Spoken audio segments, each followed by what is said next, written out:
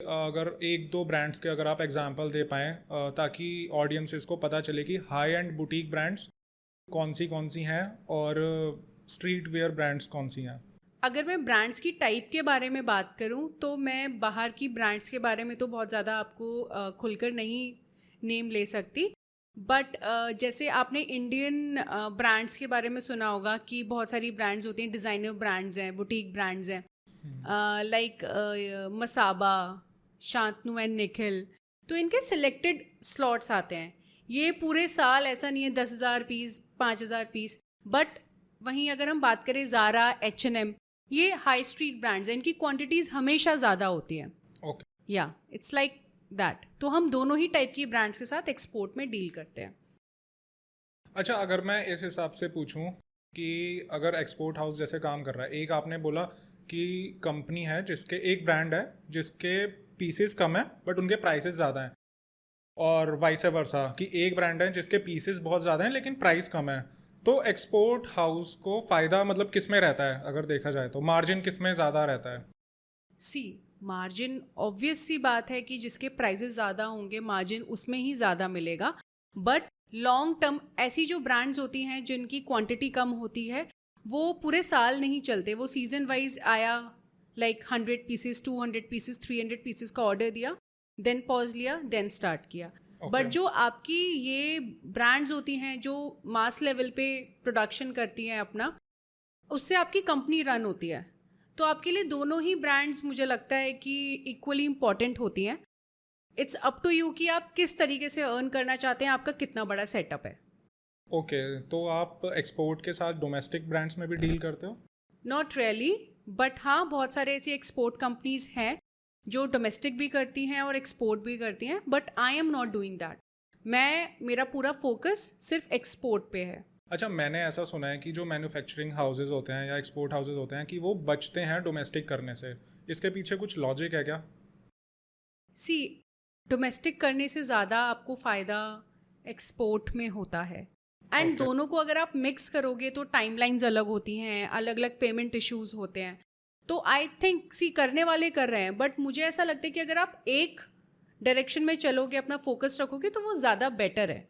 But when कभी कभी ऐसा होता है कि आपके पास काम बहुत ज़्यादा नहीं है तो आपको लगता है कि कंपनी रन करने के लिए आपके पास एक दो लोकल ब्रांड्स होने चाहिए। वो पर्सन टू पर्सन डिपेंड करता है कि आप किस तरीके से वर्क करना चाहते हो।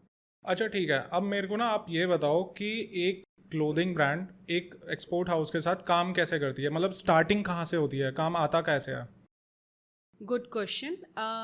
एक्चुअली क्या होता है कि हमारा अलग अलग डिपार्टमेंट्स होते हैं एक्सपोर्ट हाउस में।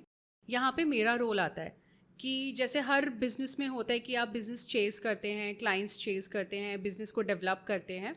तो मार्केटिंग डिपार्टमेंट इसमें यही रोल प्ले करता है।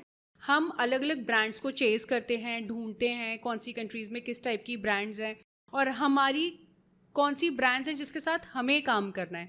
तो पहले हम उनके बारे में इंफॉर्मेशन लेते हैं, उनके हेड ऑफिस के बारे में, कौन कंसर्न पर्सन है जो वहाँ पे बिजनेस डेवलप करता है, कौन परचेजर है, जो भी कंसर्न डिपार्टमेंट होते हैं हम उनको चेस करते हैं। एंड उसके बाद अगर उनका इंटरेस्ट आता है तो वहाँ से धीरे धीरे चीज़ें डेवलप होती हैं। तो अब आप मेरे को ये बताओ कि जैसे कि ब्रांड आपके एक्सपोर्ट हाउस के साथ काम करने के लिए रेडी हो गई, तो जो भी गारमेंट बनेगा उसका स्टार्टिंग कहाँ से होगा? जैसे कि मैंने आपको बताया कि हम चेस करते हैं एंड देन वो इंटरेस्ट शो करते हैं। उसके बाद बहुत बार ऐसा होता है कि पहले हम मीटिंग करने के लिए जाते हैं उनके साथ, या अगर वो यहाँ ट्रैवल कर रहे हैं तो वो हमारे ऑफिस में आके हमारा कलेक्शन देख सकते हैं। इसके अलावा भी एक प्रोसीजर होता है कि वो हम डायरेक्टली मेल्स और कॉल्स पे डिस्कस करते हैं, वीडियो कॉल्स पे डिस्कस करते हैं कि एग्जैक्टली उनकी क्या रिक्वायरमेंट है, कौन से सीज़न के लिए वो अपना कलेक्शन बनाना चाहते हैं। देन उसके बाद वो क्या करते हैं कि मोस्ट ऑफ द टाइम ऐसा होता है कि वो हमें एक या दो स्टाइल्स बनाने के लिए देते हैं। बहुत बार ऐसा होता है कि वो हमें सिर्फ एक पिक्चर दे देते हैं रेफरेंस के लिए, हम उसको पूरा डिज़ाइन करते हैं। बहुत बार ऐसा होता है कि वो पूरा एक शीट देते हैं जिसमें साइज एंड एवरीथिंग मेंशन होता है, स्टाइल, प्रिंट, कलर क्या चाहिए। हम उनको वो बना के भेजते हैं, उनको समझ आता है, उनको फिटिंग समझ आती है। तो इस तरीके से प्रोसीजर आगे बढ़ता है। फिर वो नंबर ऑफ स्टाइल्स आगे जब प्रोडक्शन प्रोसीड होती है कि वो कितने स्टाइल्स हमारे साथ देना चाहते हैं, पर स्टाइल में कितने प्रिंट्स देना चाहते हैं, और हर ब्रांड का अलग अलग साइज सेट होता है।